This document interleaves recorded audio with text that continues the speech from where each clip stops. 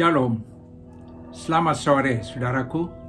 Kita jumpa lagi dalam program Sekolah Sabat 5 menit bersama Jemaat Gereja Masjid Advent Hari ke-7, Menteng, Jakarta. Program ini hadir setiap hari untuk kita semua, agar jantung kerohanian kita tetap berdetak. Pelajaran untuk hari ini berjudul Ikatan yang Mengikat dan beralaskan pada Ulangan 4 ayat 13 yang berbunyi demikian. Dan ia memberitahukan kepadamu perjanjian yang diperintahkannya kepadamu untuk dilakukan, yakni ke-10 firman, dan ia menuliskannya pada 2 loh batu.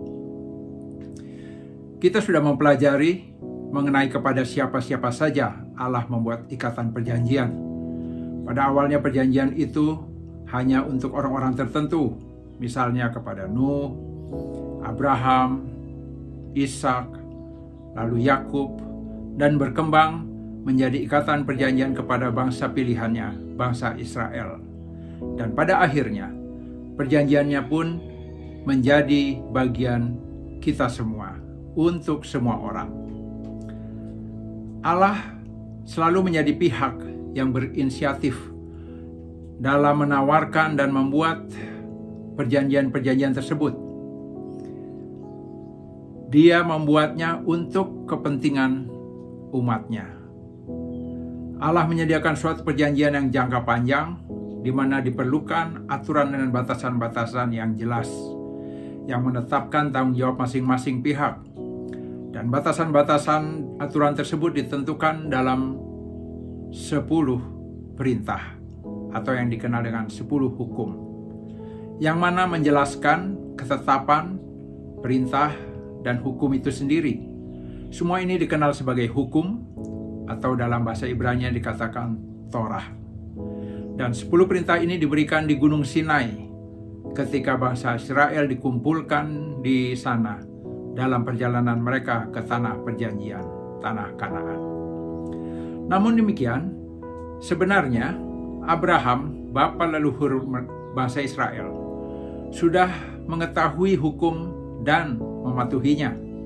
Kita bisa baca dalam Kejadian 26 ayat 5. Karena Abraham telah mendengarkan firman-Ku dan memelihara kewajibannya kepadaku, yaitu segala perintah, ketetapan, dan hukum-Ku.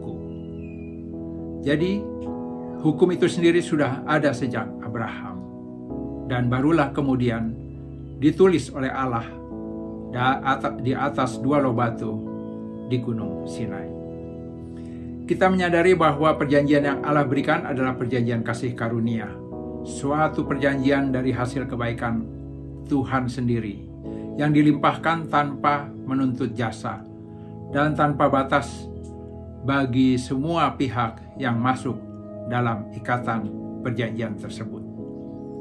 Tapi bukan berarti kita menjadi bebas melanggarnya, karena kita berpikir toh Allah Maha Pengasih, Allah akan mengampuni kita.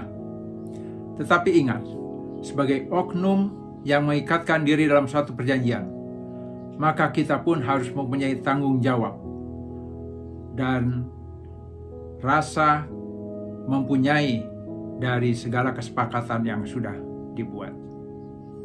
Ketika dua pihak sepakat melakukan perjanjian bisnis bersama, maka segala risiko, baik suka ataupun duka, keuntungan atau kerugian, harus ditanggung bersama.